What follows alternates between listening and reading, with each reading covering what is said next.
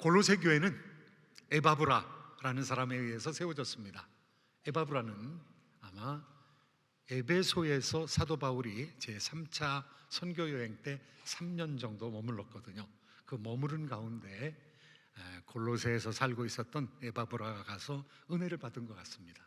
크게 은혜를 받아서 그 은혜를 자기만 혼자 가지고 있으면 안 되니까 골로새 교회를 개척을 했습니다. 그리고 교회가 부흥이 되었습니다. 골로새 교회만 개척한 것이 아니라 라오디게아 교회를 개척을 했습니다. 그리고 히에라볼리라는 곳에서도 교회를 개척을 했습니다. 그리고 사도 바울이 옥에 갇혔다는 소식을 듣자 바울을 돕기 위해서 자기의 영적인 스승인 바울을 돕기 위해서 에바브라가 로마에 갔습니다. 로마에 가가지고 골로새 교회의 사정을 자세하게 얘기를 했습니다. 그랬더니 바울과 디모데가 편지를 써 주었던 것이죠. 그래서 바울과 디모데가 골로새 교회에 맞는 그 말씀을 써서 편지로 주었는데, 에바브라가 바울의 가까이서 바울의 도움이 되어서 바울을 돌보고 있고 또 기도하는 사람이라 두기고를 대신 보냈습니다. 그래서 두기고가 이 골로새서와 에베소서를 가지고 에베소 교회에 들려서 골로새 교회까지 들어오게 되었습니다. 지리적으로 보면은 여러분이 좀 더 이해하기가 편할 것 같습니다. 터키 지역의 동쪽에, 에게해 동쪽에, 서쪽에 에베소 교회가 있습니다. 해변에 있고요. 거기서 쭉 120마일 정도 들어오면 골로새 교회가 있습니다.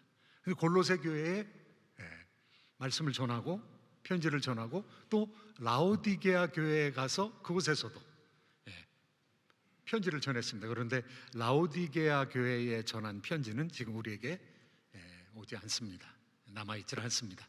그리고 바로 계곡 맞은편 짝을 보면은 한 10km 정도 북쪽에 히에라폴리스가 있습니다. 히에라볼리라고 성경에서는 나타나 있죠. 제가 저기 가봤습니다. 라오디게아 교회에서 히에라폴리스를 보면은 북쪽으로 보면은요, 거기 유명한 온천지가 있습니다. 파무칼레라는 데가 있습니다. 그리고 파무칼레 바로 옆쪽에 히에라볼리가 있었고, 바로 거기 다 교회가 개척이 돼가지고 라오디게아 교회, 히에라볼리스, 골로새 교회, 이렇게 세 개의 교회가 삼형제처럼 자라나고 있었던 것이죠. 그런데 골로새 교회에 문제가 있었습니다. 그 문제는 골로새 이단이라고 부르는 이단 사상이 들어왔습니다. 지금 교회가 개척되어진 지 얼마 안 됐어요. 아마 15년이 안 됐을 것입니다. 10주년, 15주년, 젊은 교회죠. 그런데 젊은 교회이기 때문에 신학이 흔들렸어요. 그래서 이단이 생겼는데 어떤 이단이 있었는가 하면은 신비주의자들이 있었어요. 신비는 신앙의 체험이 신비죠. 하나님께서 우리에게 신비를 주시죠. 신비 체험을 하게 하죠. 그런데 날마다 신비 체험을 하려고, 날마다 신령한 꿈을 꾸려고 하면은요, 잠을 얼마나 많이 자야 되겠습니까? 꿈을 꿔야 되니까. 신비 체험을 하려면 세상에서 그냥 떠나야 되지 않겠습니까? 저 기도원에 들어가서 은사를 구해야 되지 않겠습니까? 그러다가 또 천사 숭배를 하게 됐어요. 신비한 천사와의 만남, 이런 것을 추구하고 그 천사를 숭배하다 보니까 예수님을 잊어버리게 됐어요. 이런 잘못이 신비주의가 그 교회에 있었던 것이죠. 2장을 살펴보면 그런 이야기들이 나오고 있습니다. 그 다음에는요, 유대 율법주의, 율법을 지켜야 구원을 받는다, 그렇게 할례 받아야 된다, 그렇게 지키다 보면 어떻습니까? 헌금은 어떻게 해야 된다, 주일은 어떻게 지켜야 된다, 이러다 보면은 기준이 생기게 되는 거죠. 그런데 그 기준이 나한테서만 끝나면 괜찮은데 다른 사람은 왜 저렇게 안 하지? 다른 사람 뭐 하는 거야? 봉사를 어떻게 하는 거야? 헌금을 어떻게 하는 거야? 다른 사람을 정죄하기 시작하면은요, 자기 의가 되고 자기 공로가 되는 것이죠. 그것도 예수님으로부터 멀게 하는 것입니다. 그 다음에 또 어떤 일이 있었는가 하면, 그 당시에 이 그리스 철학, 세상을 꽉 채우고 있었습니다. 신화, 이런 것들이 꽉 채우고 있었습니다. 철학과 헛된 속임수로 너희들을 곁길로 나가지 않게 하라. 그 철학은 초등학문이라고 그랬습니다. 철학을 하는 것은 합리주의의 이성의 기반을 두고 하죠. 그런데 이성이 신비를 어떻게 이해할 수 있겠습니까? 하나님이 계신 것, 천지가 하나님의 능력으로 창조된 것, 이거 사람이 이성으로, 관찰로 증명할 수 있겠습니까? 그런데 그런 것들에 빠지게 되었어요. 그래서 예수님으로부터 멀어졌습니다. 그래서 오늘 키포인트는요, 그리스도는 모든 존재하는 것들 위에 계신 탁월하신 분이시다. 오늘 함께 나누려는 이 설교의 요지입니다. 우리 예수님께서 탁월하시다는 거죠. 예수님을 놓치면 안 된다는 것이죠. 격결로 빠지면 안 된다는 것이죠. 이단의 가르침에 유혹되면 미혹되면 안 된다는 것이죠. 그럼 예수님은 누구신가? 오늘 첫 번째로 예수님은 본문을 통해서 볼 때 예수님은 하나님의 완벽한 형상이라고 성경이 얘기하고 있습니다. 15절 말씀 같이 한번 읽어보시도록 하겠습니다. 함께 읽겠습니다. 그는 보이지 아니하는 하나님의 형상이시요 모든 피조물보다 먼저 나신 이시니. 예수님이 누구라고요? 하나님의 형상이라고요. 그런데 하나님의 형상은 누구한테 붙여진 이름입니까? 사람한테요. 아담과 이브를 하나님의 형상과 모양대로 창조했다고 그랬습니다. 하나님의 형상입니다. Image of God. 이미지라는 것은 우상이라는 말도 됩니다. 하나님께서 자기의 권위를 드러내기 위해서, 자신의 영광을 드러내기 위해서 하나님께서 이 세상을, 물질 세계를 창조해 놓으시고 물질 세계의 면류관, 물질 세계의 왕을 세우셨는데 바로 아담과 이브를 하나님의 형상으로 세우신 것입니다. 그런데 그 하나님의 형상이 어떻게 됐을까요? 영광을 상실했어요. 범죄했어요. 하나님께 대적했어요. 자기의 창조주 되신 하나님의 말씀을 어겼습니다. 그래서 비참한 상태에 빠지게 됐어요. 죄인의 상태에 빠지게 됐어요. 하나님의 형상이 이지러졌어요. 찌그러들었어요. 하나님의 형상이 깨어져 버렸어요. 그래서 shattered image, 하나님의 형상이 망가져 버렸어요. 그런데 하나님께서 그 완벽한 형상을 다시 회복시키기 위해서 예수 그리스도를 보내셨는데요, 아담의 영광, 이브의 영광, 타락하기 이전에 아담과 이브의 영광을 우리가 잘 알 수가 없어요. 그런데 가장 비슷하게 나타내신 분이 바로 예수님이십니다. 예수님이 하나님의 형상으로 오셨는데 죄 없이 오셨어요. 죄 없는 예수님, 완벽한 하나님의 형상, 보이지 않는 하나님께서 보이는 형상으로 예수님을 우리 가운데 보내신 것이죠. 그래서 우리가 그의 영광을 보니 아버지 독생자의 영광이요 은혜와 진리가 충만하더라.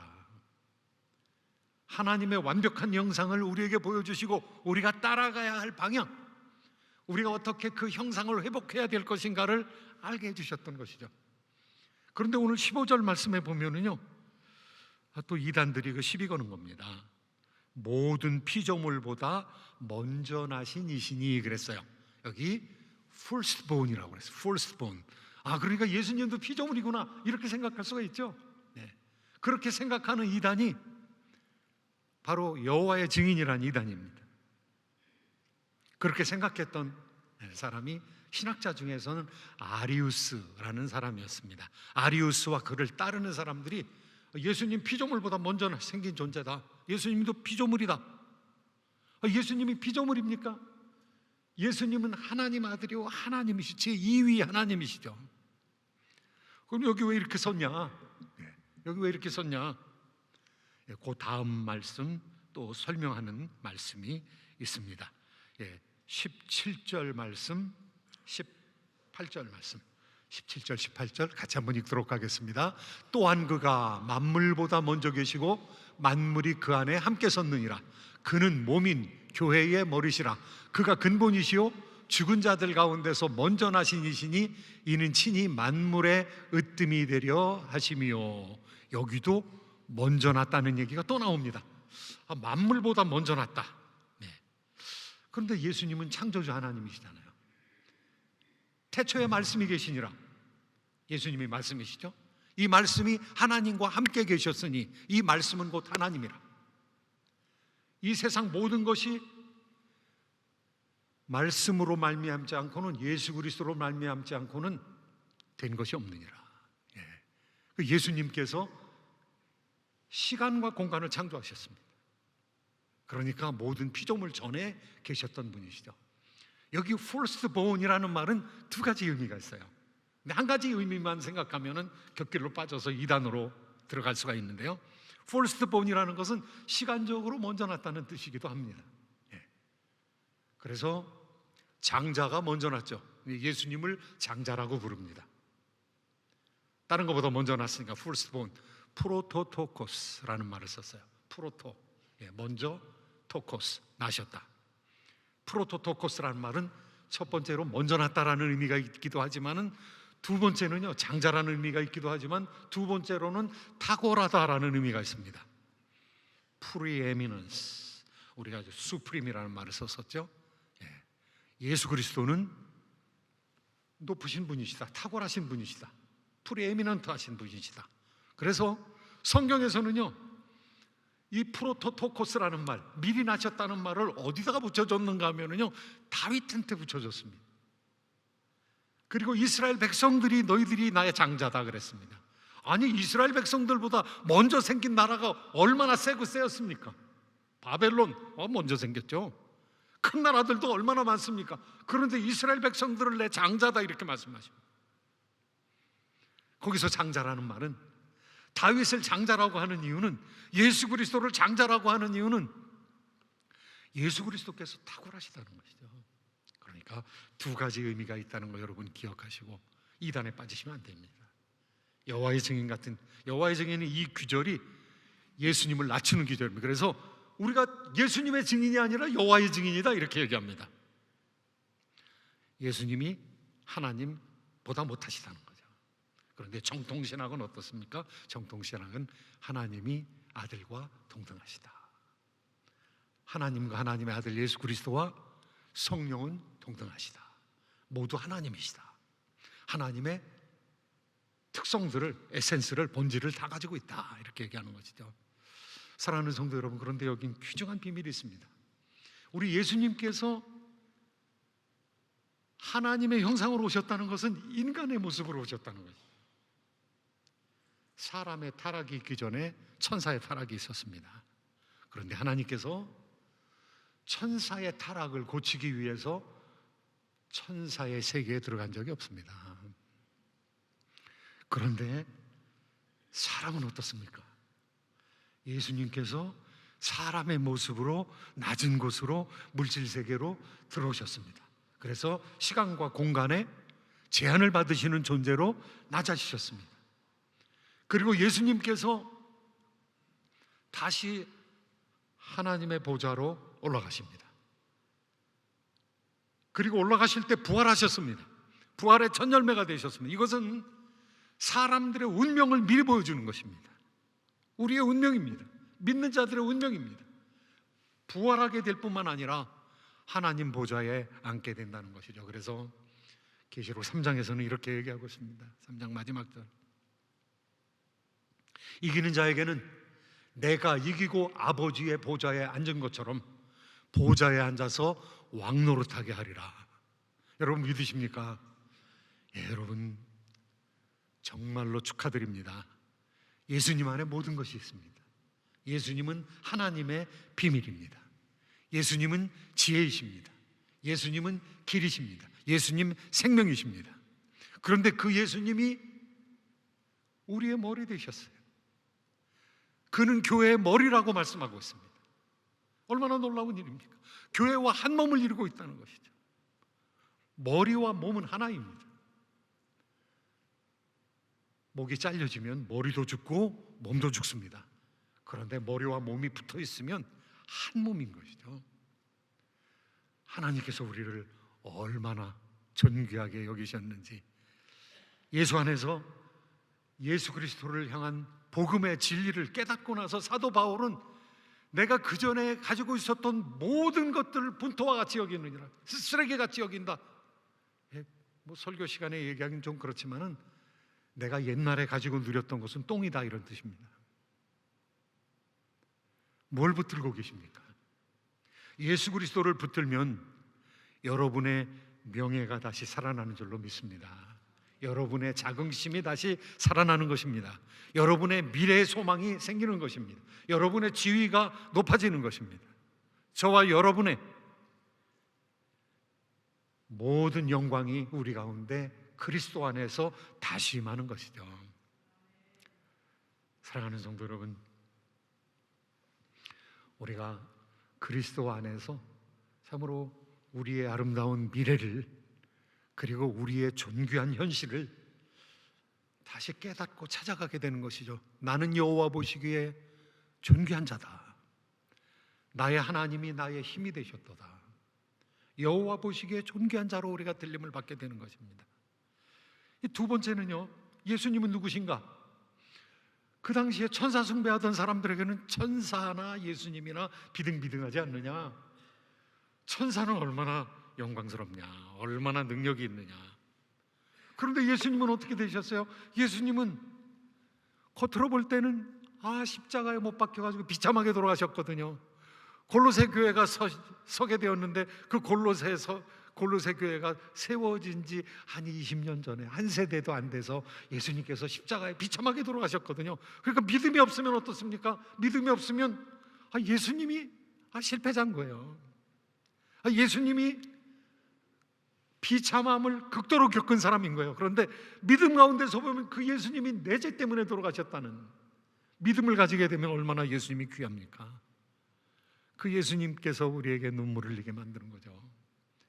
예수님에게 자발적으로 굴복하게 만드는 것이죠.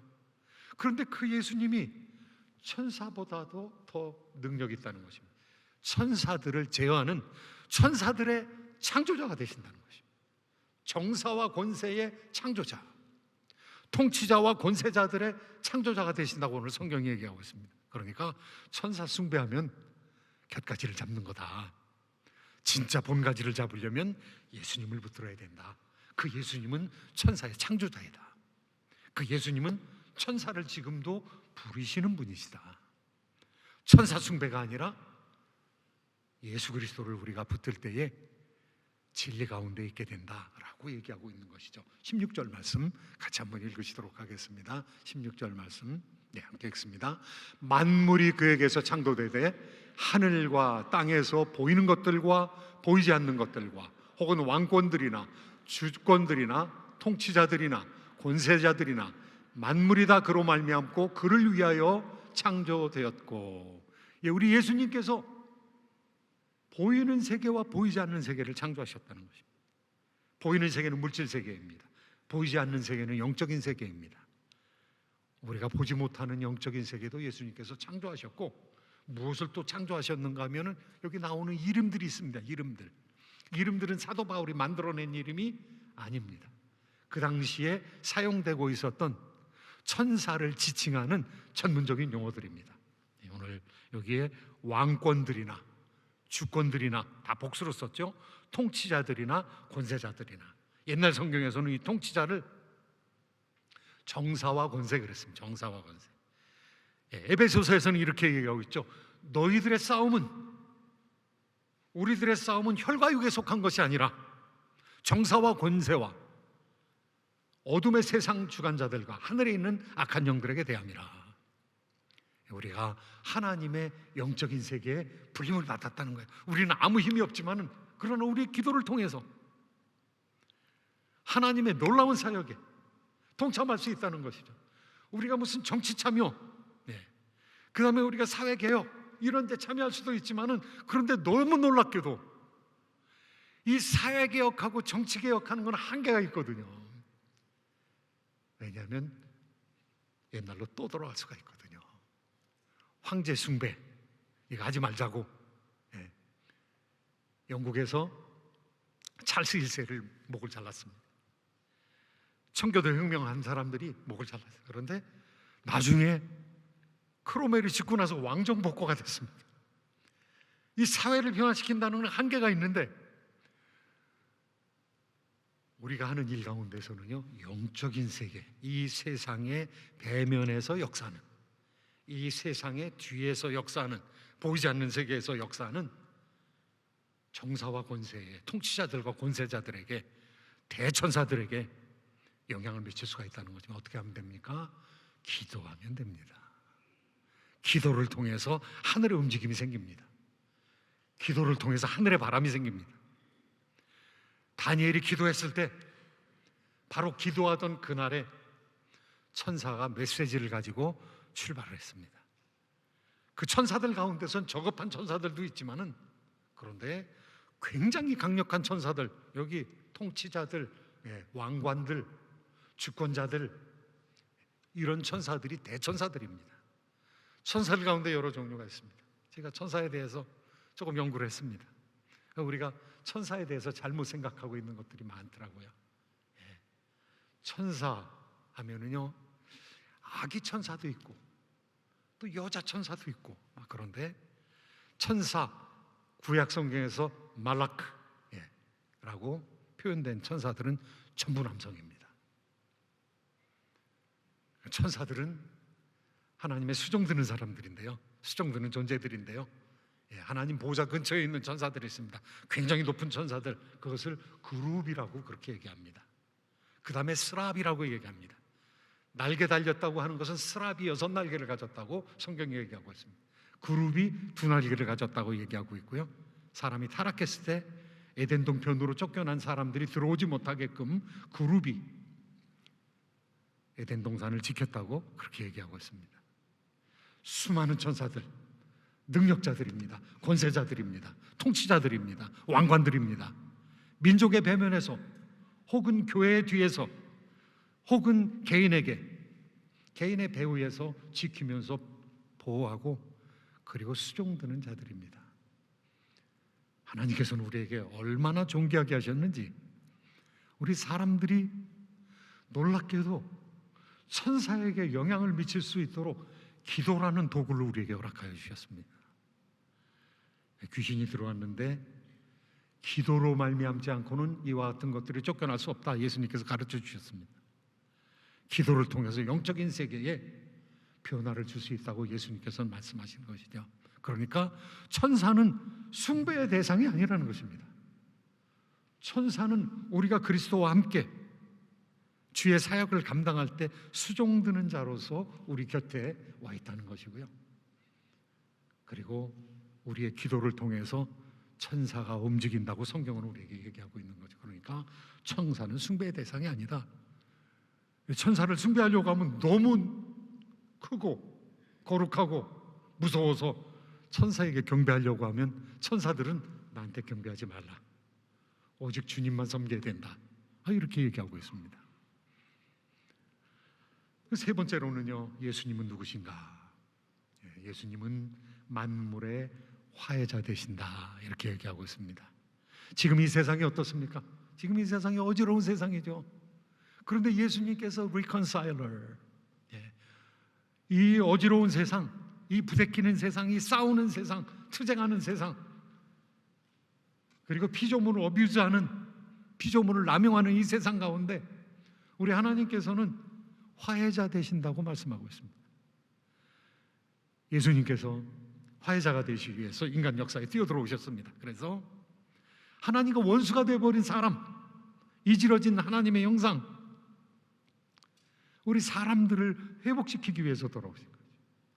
우리를 다시 세우기 위해서, 우리와 하나님과 다시 통하게 하기 위해서, 다시 교통하고 소통하게 하기 위해서, 그리고 마지막에 예수님께서 완성시키는 세상은 사자와 어린 양이 함께 눕고, 그리고 아이들이 독사의 굴에서 장난쳐도 물지 않는 그런 세상이 올 것이라고, 사막이 장미꽃이 피는 동산이 될 것이라고, 험한 곳들이 샤론의 백합화로 뒤덮인 세상이 될 거라고 성경은 얘기하고 있습니다. 우리 세상을 바라볼 때 얼마나 망가졌습니까? 사람이 망가뜨렸습니다. 수도 가운데서 지금 물속으로 들어가는 수도가 있어요. 자카르타, 인도네시아의 수도입니다. 그런데 1년에 8cm씩 가라앉습니다. 10년 가라앉았으면 80cm 가라앉은 거죠. 예, 그래서 물이 들어옵니다. 왜 그렇게 됐을까요? 우리가 자연과 조화를 이루지 못했기 때문에 그렇습니다. 자카르타에 있는 사람들은요, 우물을 파가지고 우물에서 지하수를 끌어올립니다. 그런데 지하수를 끌어올리니까 빵빵한 지하수가 지각을 마치고 있었습니다. 그런데 그 물을 끌어올리니까 통공 상태가 되는 겁니다. 비어있는 상태가 되는 겁니다. 그러니까 땅이 무너지는 거죠. 땅이 무너져서 점점 가라앉고 있습니다. 그래서 수도를 이전해야 된다는 얘기가 나오고 있습니다. 우리가 자연을 다스리면서 자연을 너무 몰랐어요. 얼마나 많은 생명들이 멸종되고 있습니까? 우리 한국에 옛날에는요, 인왕산까지 호랑이가 왔었다고 그렇게 얘기를 합니다. 그런데 지금 호랑이 눈을 씻고 봐도 찾아볼 수가 없습니다. 저는 우리나라에 한 호랑이가 몇 마리 있다고 생각을 해요. 그런데 사람한테 거의 나타나지 않습니다. 얼마나 많은 귀한 종들이 그냥 사라져버리고 있습니까?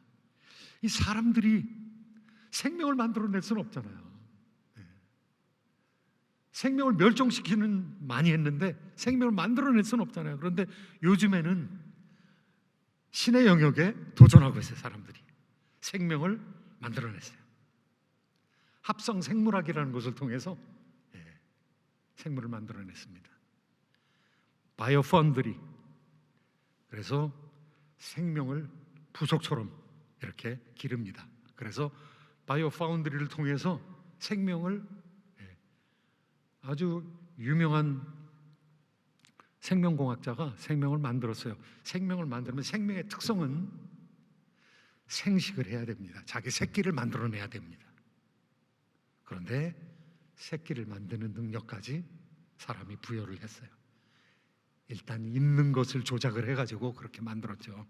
그래서 저는 그런 걸 보면 이 세상의 끝이 다가왔구나. 신의 영역에 도전하는구나.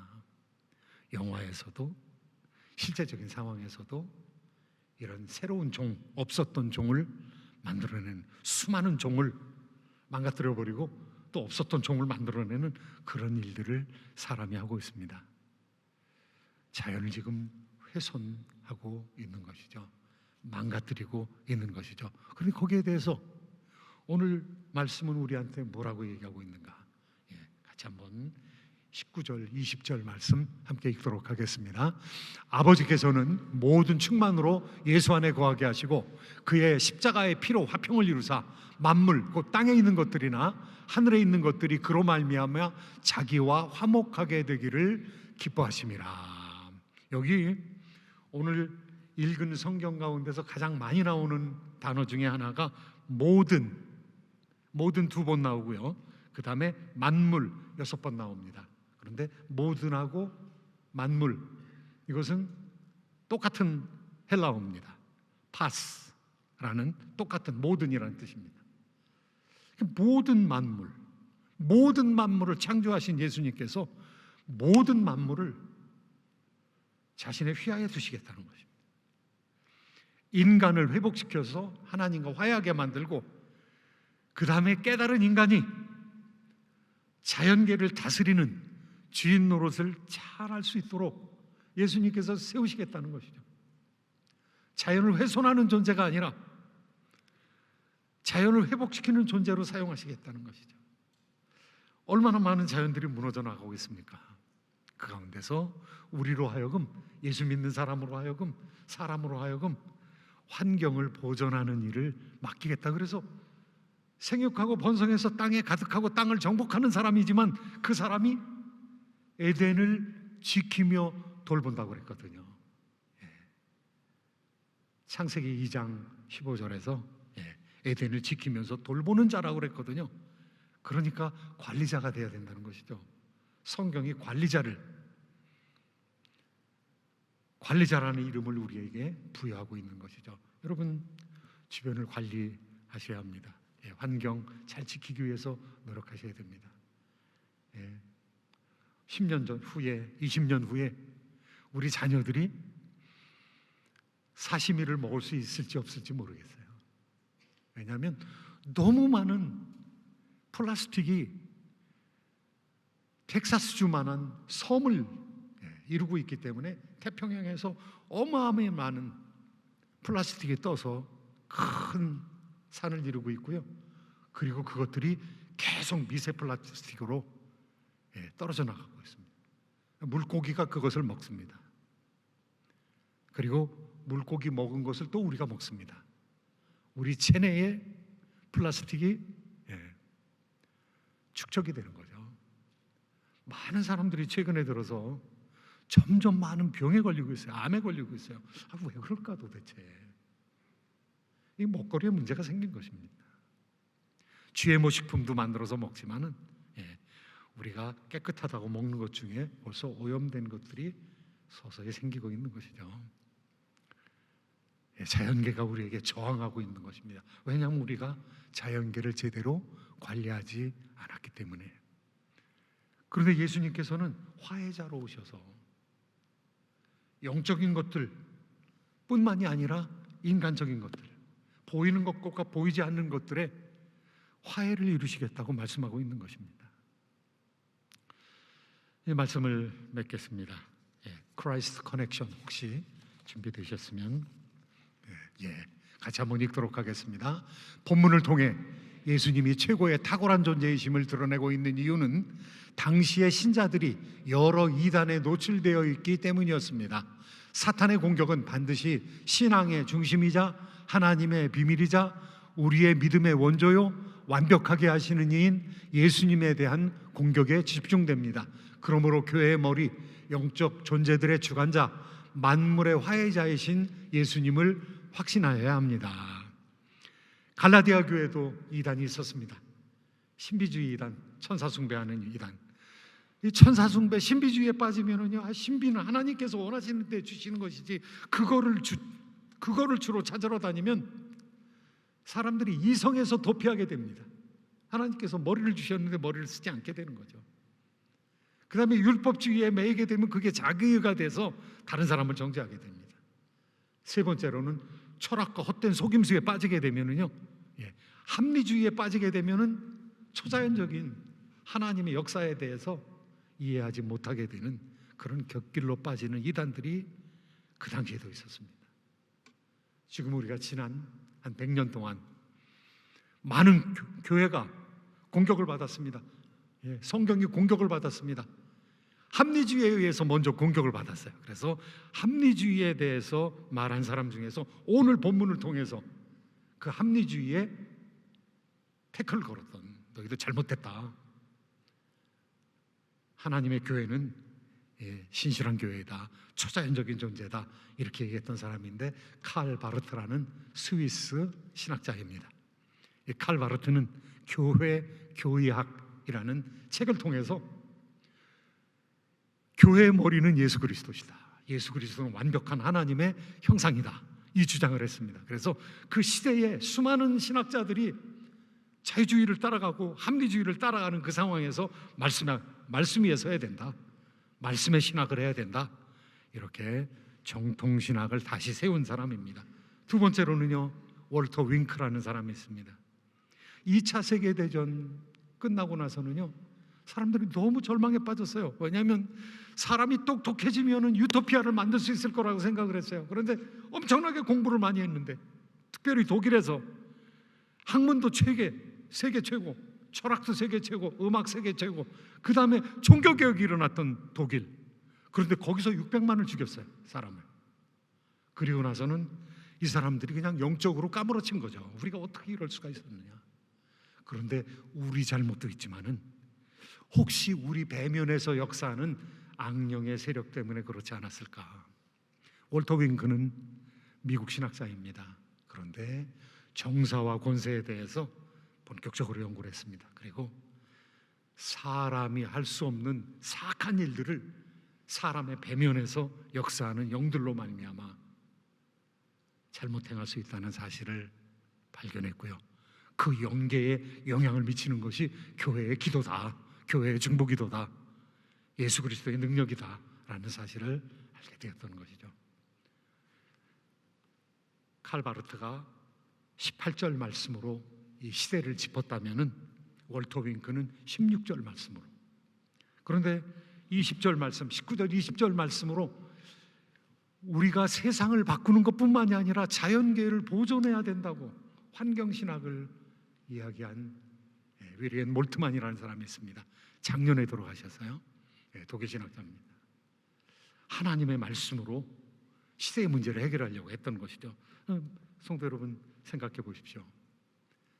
이 말씀은요, 아주 짤막한 말씀입니다.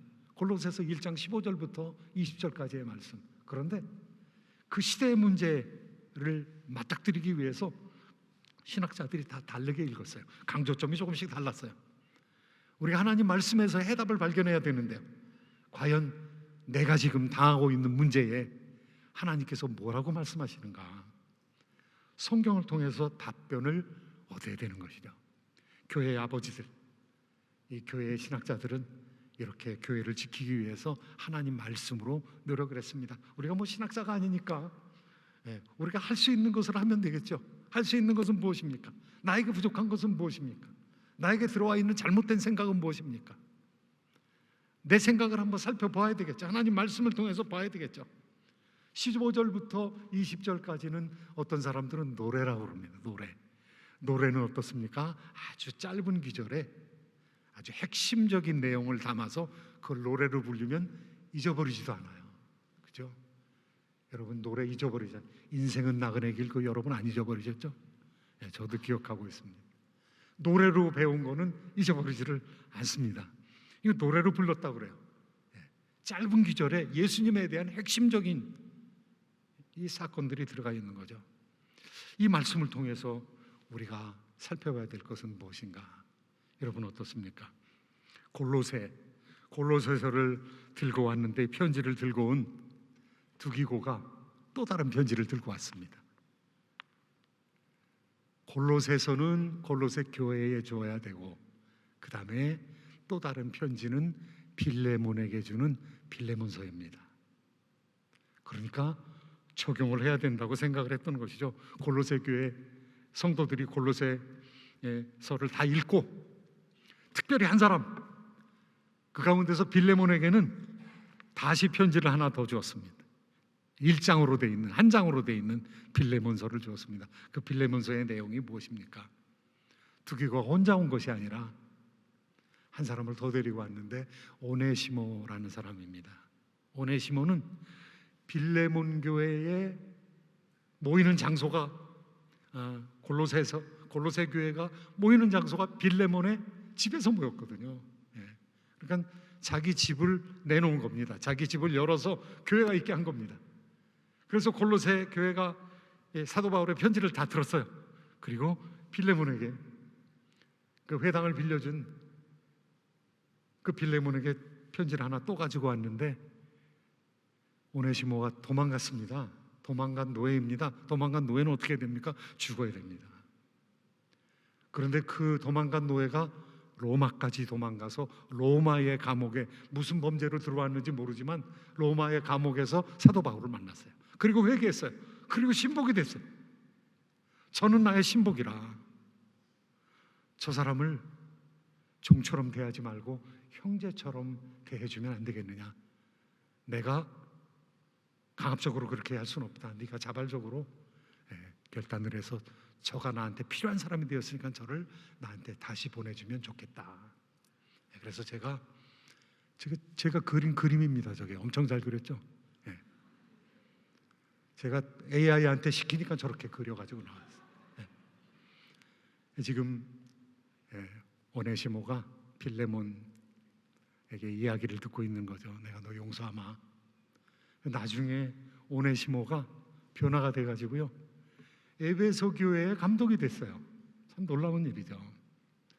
사랑하는 성도 여러분, 도망간 종을 용서할 수 있으면 누구를 용서하지 못하겠습니까?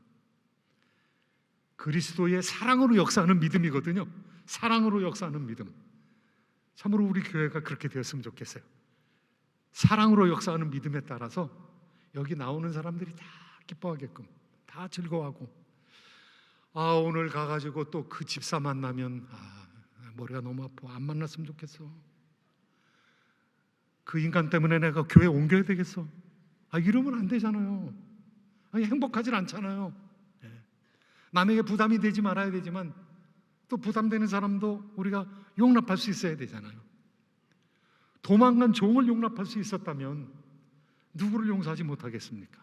사랑으로 역사하는 믿음.